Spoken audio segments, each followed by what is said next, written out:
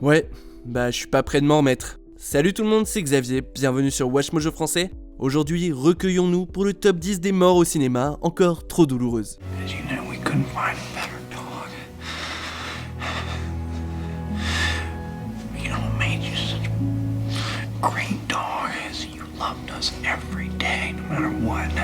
Ce qui veut dire qu'on va verser quelques larmes en nous remémorant les morts de personnages les plus tristes et qui nous chamboulent encore. Cela dit, je pose une limite, il n'y aura pas d'animaux ou de dessins animés. Donc vous ne verrez pas Marley ou encore Mufasa dans la liste, aussi dévastateurs que soient leurs trépas. Sur ce, faites évidemment attention aux spoilers et sortez vos mouchoirs.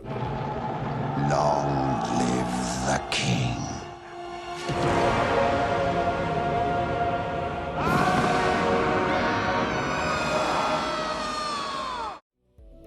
Numéro 10, Wolverine / Logan, Logan.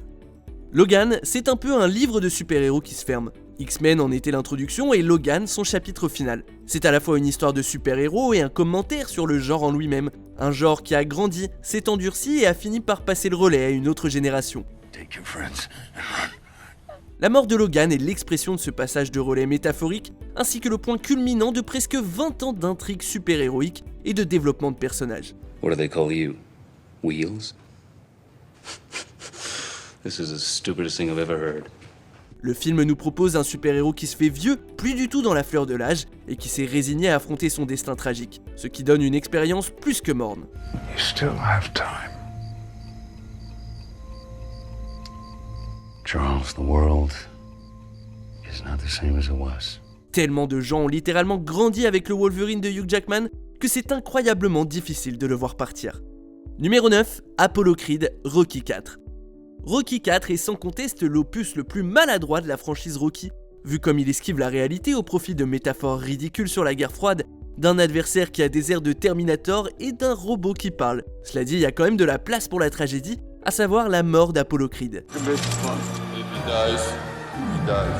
On a été témoin de la transformation d'Apollo au fil des Rocky, passant du méchant arrogant au mentor jusqu'à devenir l'un des amis les plus proches de Rocky. En perdant Apollo, Rocky a perdu une part de lui-même, donc le reste du film se penche sur sa gestion du deuil, son isolation, sur le plan mental et physique. Because I'm a fighter. That's the way I'm made, Adrian. That's what you married. We can't change what we are. Rocky n'a plus jamais été le même après la mort d'Apollo, et ça fait encore mal d'y penser. Numéro 8, Jack Dawson, Titanic. Spoiler alerte, le Titanic coule.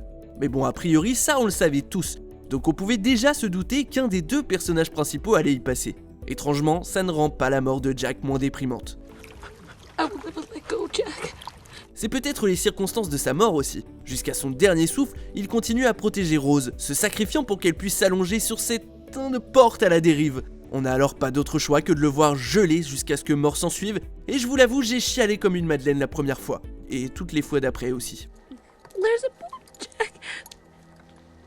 À la fin, on nous laisse avec les sanglots de détresse et de douleur de Rose, qui se rend compte que l'homme qu'elle aime s'en est allé. Une souffrance et une confusion parfaitement jouées par Kate Winslet dans cet événement si tragique. Come back! Come back! Come back! Numéro 7, Thomas J. Sennett, My Girl. Peu de choses sont plus tragiques dans la vie que la mort d'un enfant. It hurts so bad. Make it stop. Alors que Thomas cherche la bague d'humeur de Vada, il tape dans une ruche dont les occupantes se jettent sur lui et le piquent à de très nombreuses reprises jusqu'à ce que le bout de chou succombe à une réaction allergique fatale. Ce n'est pas tellement de la scène de mort en soi que vient l'émotion, parce qu'on ne voit pas grand chose, juste Thomas qui se débat comme il peut en agitant les bras et ses lunettes qui tombent par terre.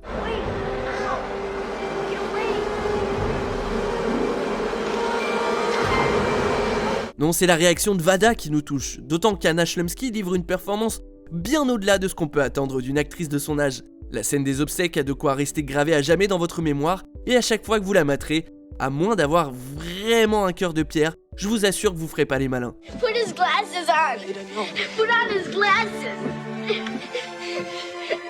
He was going to be an acrobat. Numéro 6, Brooks Atlen, Les Évadés. Le rôle de Brooks est plus à voir comme un symbole que comme un personnage vraiment développé. Il représente la fragilité du changement et l'incapacité à s'adapter, notamment pour les détenus incarcérés depuis des décennies. Brooks a passé 50 ans derrière les barreaux, ce qui fait qu'il a énormément de mal à intégrer le monde moderne et donc sa liberté retrouvée. Dear fellas, I can't believe how fast things move on the outside. Dans l'un des montages les plus déchirants de l'histoire, on le voit en baver avec la circulation, avec la solitude, avec les cauchemars ou encore son job d'emballeur de courses dans un supermarché. Make sure your man double bags. Last time he didn't double bag and the bottom near came out. Make sure you double bag, like the lady says, understand? Yes, sir. Ces dernières paroles sont un constat douloureux sur la lutte contre les angoisses et les pensées suicidaires. Ça touche profondément quiconque a déjà connu un drame du genre. I doubt they'll kick up any fuss. Not for an old crook like me. Numéro 5, Johnny Cade, Outsiders. Le roman de Susan Eloise Hinton, The Outsiders, est reconnu pour aborder avec finesse des thèmes adultes et tragiques auprès d'un jeune public. L'aspect le plus important de l'histoire est peut-être la rédemption de Johnny. Let's do it for Johnny, man. We'll do it for Johnny. Johnny et les Greasers, les jeunes des quartiers pauvres, viennent à la rescousse d'enfants pris au piège dans une église en proie à un incendie. Un acte héroïque qui va mortellement blesser Johnny. Voyant la mort arriver, le jeune garçon revoit ses priorités. Non seulement il n'éprouve plus aucun intérêt pour le drama de gang, mais il dit aussi à Ponyboy de rester en or. Stay gold, Ponyboy. Stay gold. Sa mort permet à Ponyboy de vivre, sans oublier les enfants, et Reste en or est devenu l'une des répliques les plus cultes de la littérature pour jeunes. La leçon de Johnny a touché Ponyboy, mais aussi le monde entier. Numéro 4, Bruno et Shmuel, le garçon au pyjama rayé.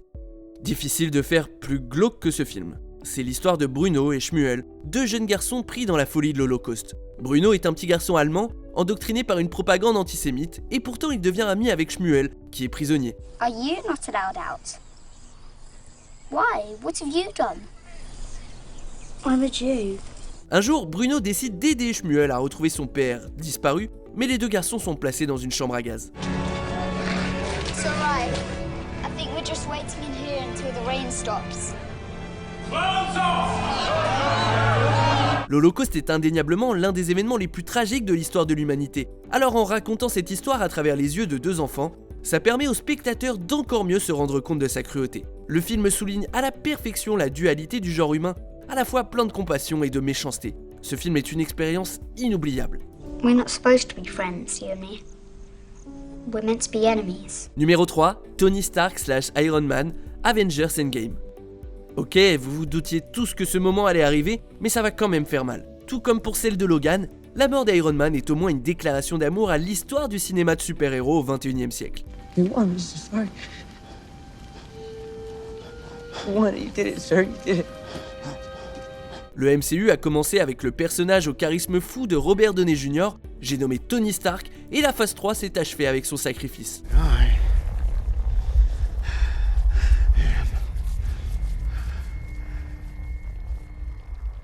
Iron Man. D'un point de vue de narration pure, oui, c'est triste qu'il meure. Mais c'est aussi à faire pleurer dans tout ce que ça représente, la mort symbolique du MCU tel qu'on l'a connu. Oui, c'est vrai, on aura droit à l'avenir à un bon million de films Marvel, mais rien ne se rapprochera jamais de la magie qu'on a ressentie en voyant le MCU se bâtir petit à petit.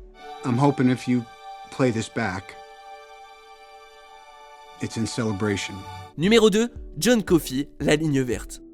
Il y a un truc dans les vieilles histoires de prison de Stephen King qui tire la larmichette à tous les coups. La mort de l'innocent, enfantin et littéralement magique John Coffey est l'un des moments les plus tristes du cinéma. Il y a tant d'aspects qui nous déchirent dans cette scène, que ce soit les matons qui pleurent, la musique éprouvante, l'étincelle tragique et bien sûr la phrase « Please, Paul, don't put that thing over my face. Don't put me in the dark. I was afraid of the dark. » John Coffey est la personnification de l'amour et de la gentillesse, et alors qu'il réalise la cruauté et le penchant pour le péché de l'humanité, il décide néanmoins de mourir en bouc émissaire. He kill them with their love. That's how it is every day, all over the world. Si ça vous fait penser à quelque chose, c'est à cause des allusions bibliques qui permettent à l'histoire de s'imprégner plus efficacement, tout en s'assurant qu'on n'oublie jamais le sacrifice de John Coffey. Je le dis et je ne le redirai jamais assez, y a rien qui me fait plus pleurer que La ligne verte. Je pense que sur 3 heures de film, j'ai bien dû chialer 1h30 la première fois que je l'ai vu.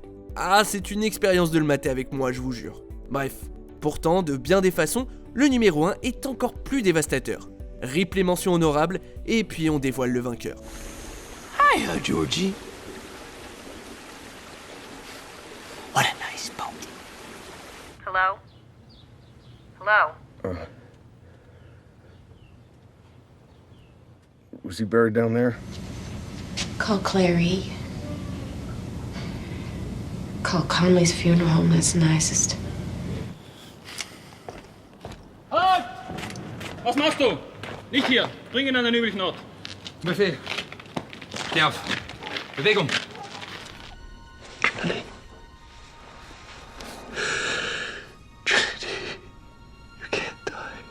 On arrive presque à la fin. Nous publions de nouvelles vidéos chaque jour, alors abonnez-vous et activez la petite cloche et les notifications sur téléphone pour ne rien rater. Numéro 1, Jenny Curran, Forrest Gump. Malgré tout ce qu'il a accompli et tout ce qu'il a connu, Forrest revient toujours près de Jenny. Pas étranger à la mort, ayant vu à la fois sa mère et son meilleur ami Booba mourir, celle de Jenny a eu un terrible impact sur lui et aussi sur les spectateurs. I wish I could have been there with you. You were. Sans qu'on voit vraiment la mort de Jenny, les derniers moments entre Forrest et elle sont hyper touchants, et le montage où on le voit lui parler sur sa tombe est à la fois l'un des plus tristes et l'un des plus chaleureux de l'histoire. Every night we read a book. You're so smart, Jenny. You'd be so proud of him. I am. Tom Hanks est tout simplement magistral, interprétant avec brio la tristesse et la solitude de Forrest, mais aussi son penchant pour le courage. Comme il dit, la mort fait partie de la vie. J'aimerais que non. Mama always said dying was a part of life. I sure wish it was. Vous êtes d'accord avec notre sélection? Dites-le moi en commentaire et checkez cette autre super vidéo de Watch Mojo français.